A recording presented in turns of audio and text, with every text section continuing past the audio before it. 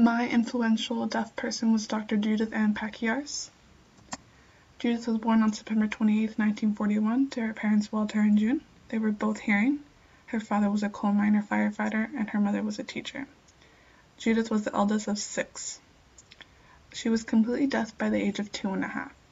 She lost her hearing after suffering from encephalomeningitis, which is inflammation of the brain that can cause nerve damage. She grew up in Danville, Illinois, where she attended hearing schools while also taking lip reading classes. She graduated 7th in class, with the rest of her class being hearing. She always wanted to be a doctor, but was constantly met with skepticism.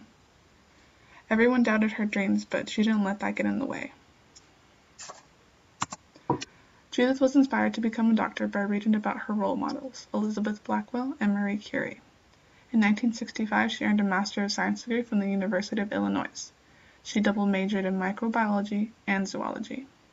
In 1971, she went on to earn her PhD in microbiology and immunology at St. Louis University. While attending school, she also played volleyball, basketball, and softball.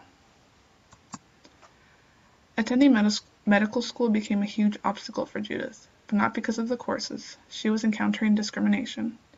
It took her 17 years from the time she applied until the time she was accepted. This is because the Section 504 of the Rehabilitation Act of 1973 was passed, and this prohibited discrimination against anyone with disabilities.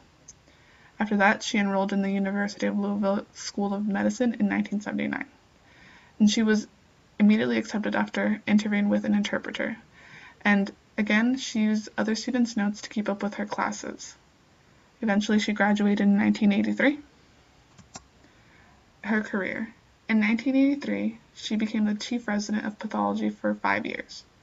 Then she went on to complete a fellowship for transfusion and blood banking. She became the director of a laboratory shortly after that, and most recently became a hospital pathologist director of blood transfusion.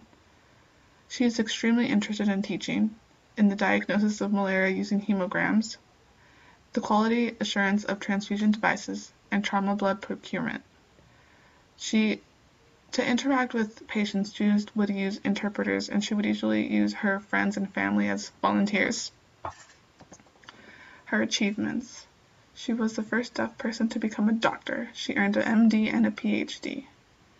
And thanks to her, the modification of the oscilloscope occurred to help her see heartbeats and lung sounds instead of hearing them. And it was developed by bioengineering students in her school, which is pretty cool. She was also the medical director of the World Games for the Deaf in 1985, where she was to supervise over 300 medical volunteers over 10 sites, and most of the volunteers were hearing. So this is one of her proudest achievements because she does like talking about it. And she has published many articles. Obstacles. Judith says her biggest barrier to her goal was attitudinal barriers, but she wouldn't let that get in the way because she had made a commitment to medicine. She also felt a mild discrimination because of her sex, but it was easier to ignore and overcome because of the communication barrier that was present. Judith waited 17 years to live out her childhood dreams to become a doctor. She did not let anyone tell her that her deafness was a disability that would interfere with her work. She makes time to mentor others with disabilities to support them and urge them to pursue any of their dreams, unlike the people who doubted her in her life.